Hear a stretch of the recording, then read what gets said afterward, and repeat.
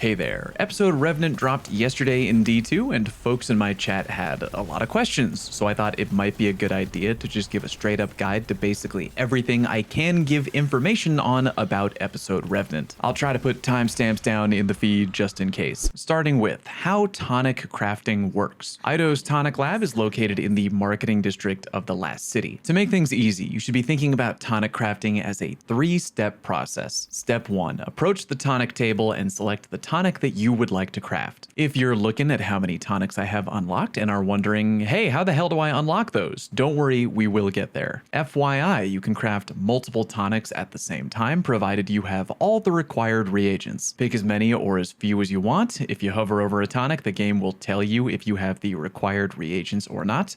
And after you've done that, step 2, head to the large open cabinet in the right side of the room and hold whatever your interact button is to acquire ingredients. Don't worry, by the way, this seems like an extra step Bungie just added in for ambiance or seasonal flavor. You don't really need to worry about grabbing the wrong ingredients or anything like that. Okay, when you've done that, step 3, head over to the giant walker tank, which has been repurposed into a tonic maker. Hit the interact button like 2 or 3 times, you'll do a taste test, and then eventually the head of the tank should pop open and yeet out however many tonics you've attempted to make. To view how many tonics you have, or to drink them, open your menu and tab over to Inventory, then click on Tonic Capsule up under Accessories. That right there should show you all your tonics under one of 2 umbrellas. You got your volatile tonics, aka tonics that will help you in combat, and enriching tonics, aka loot tonics, which will help give you better or more targeted loot drops. In order to drink a tonic, just hover over either the volatile or enriching icon and hit apply to a tonic and it will get consumed right away. Take note that you can only have 1 of each tonic active at one time, aka you can't drink 2 volatile tonics at once. Doesn't work like that. Whatever your most recently chugged tonic is, that is what's active. Down at the bottom of that page, you'll see your reagents, aka the ingredients you need to make a tonic. Hovering over any given reagent should tell you exactly how to acquire it. For example, enriching flake, obtained from Onslaught Salvation,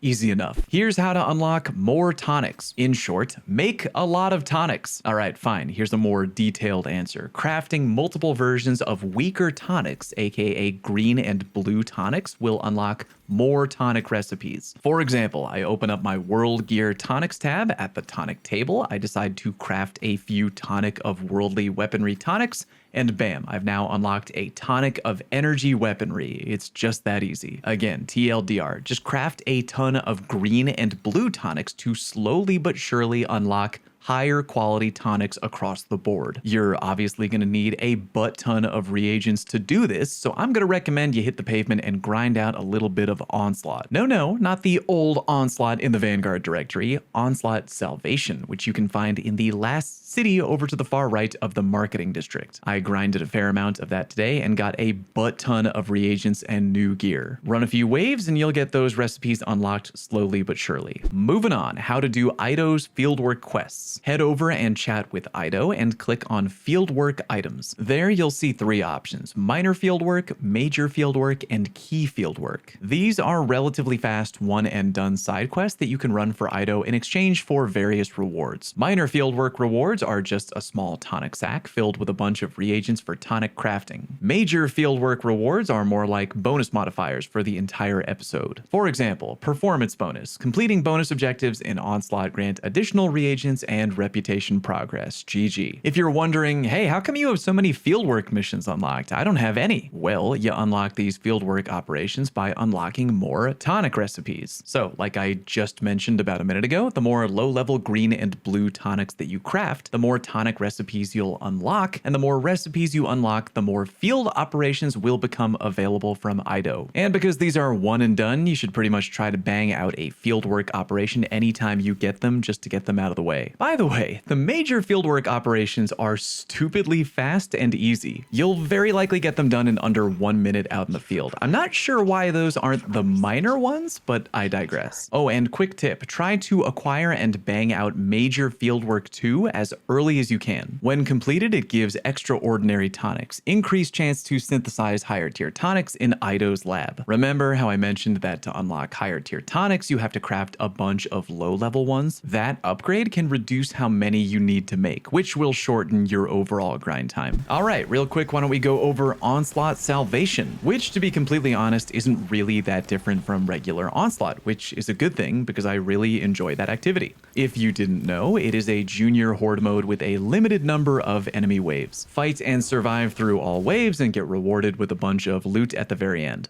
Along the way, you can throw batteries at the ADU to both heal it if it's taken damage and to earn scrap, which is your currency you can spend on acquiring defenses to better protect the ADU. There's a couple extra things going on in Onslaught Salvation though that may catch you off guard, so be on the lookout for them. Here's a few in no particular order. Freeing Elixni prisoners. This objective isn't hard to figure out at all. Walk up next to the giant cage where the Elixni are being held captive, shoot and destroy the very top of the cage, and booyah, prisoners free. However, keep in mind that when you enter inside of that dark little bubble that the cages are held in, your abilities will all be shut off. That actually has gotten me into trouble a few times, so be aware of that. Remember that if you're playing on expert difficulty, Onslaught will now have Banes, aka unique enemy modifiers that will be determined randomly. For example, having enemies fire out flamin' hot balls of molten lava at you on repeat. Another thing to keep in mind, killing Revenant totems. In Onslaught, when you're in the weird Scorn nest area, certain high-level Scorn enemies named Revenant Barons need an extra step to be killed. When they die, you'll see a bright pink light fly out of their bodies. That is a totem. In short, track down where it goes, then destroy it. If you don't shoot and destroy the totems, then the high-level Scorn will come back to life,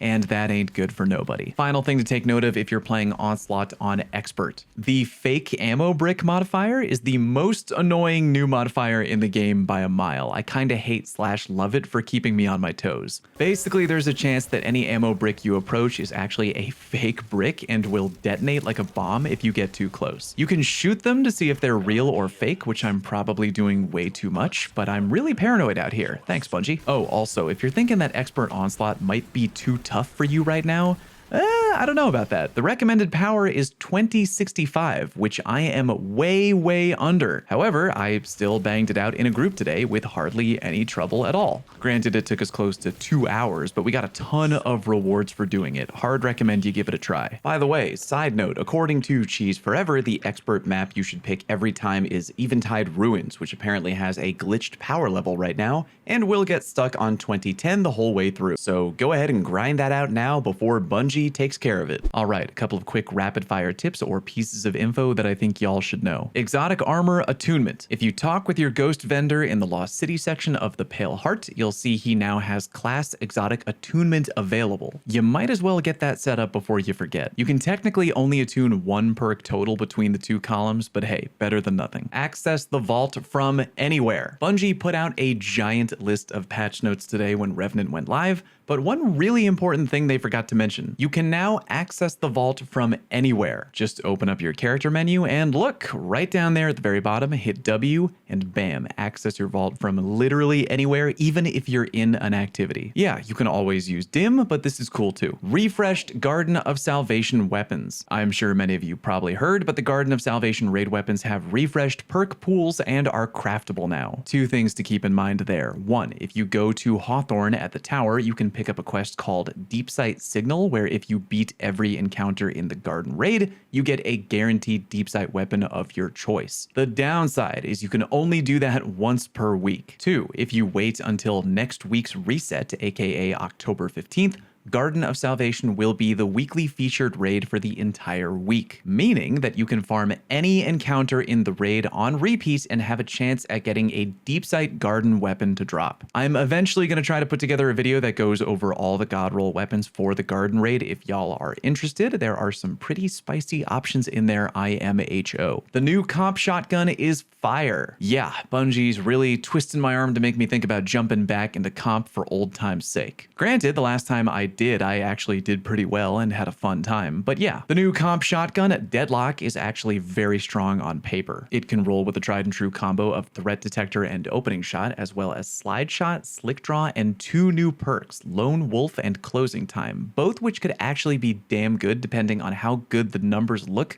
under the hood. I'm going to try to get a little research done on those perks when I get the time in the next few days or so. How to get the new exotic armor and new exotic weapons. The new exotic weapons are Atunement and Icebreaker. Atunement, which I swear to God I will come down into the comment section if we get into even one argument on how that weapon's name is pronounced, is available on the Season Pass, and Icebreaker is obtainable in the new dungeon dropping on Friday. By the way, I will be in the Twitch Rivals Day 1 dungeon race competition. Tune in on my Twitch channel. I will have unique emblems that you can claim from watching my stream. For the new exotic armor, you can get it from Rahul at the tower via focused decoding, which, by the way, before you can do, you have to completely reset your rank at Rahul, which is something I'm still working on. After you completely reset his rank one time, then yeah, you can get the new armor via focused decoding, which is really expensive, but probably worth it. New exotic grenade launcher tip. Because I had a few people mentioning to me that they weren't sure if the new exotic grenade launcher is bugged or not, it's not. When your exotic meter is full, you can generate heavy ammo, but you have to do a special reload twice. Here's an easy tip. Look at the color of the scope on top of the gun. If you hold down the reload button and it turns green, that means you're about to generate special ammo with your next shot. Hold down reload again, and it should glow purple, indicating you're now ready to generate heavy ammo for your team. Final thing to mention for now, there's new Pathfinders for each core activity and the Pale Heart, aka the Vanguard playlist has its own Pathfinder reward system now, Gambit has its own Pathfinder reward system now, and Crucible has its own Pathfinder reward system now. They're all completely separate from one another, so easier to navigate for each one. Can I craft the new season/episode weapons? No, you can't. I know that's usually a thing, but in Revenant, Bungie's doing a little experiment where they're leaning into weapon attunement instead, like how it worked in Into the Light. Basically, if you want a Chroma Rush auto rifle, for example, you'd have to chug a tonic that would make it far more likely for you to acquire a Chroma Rush at the end of new Onslaught. Do me a favor and ring the notification bell. I have a video I'm working on for tomorrow that goes over a bunch of new weapon god rolls that you're not going to want to miss. If you have any additional tips for folks stepping into episode Revenant, let me know what they are down in the comments section. Thank you very much for watching. Peace!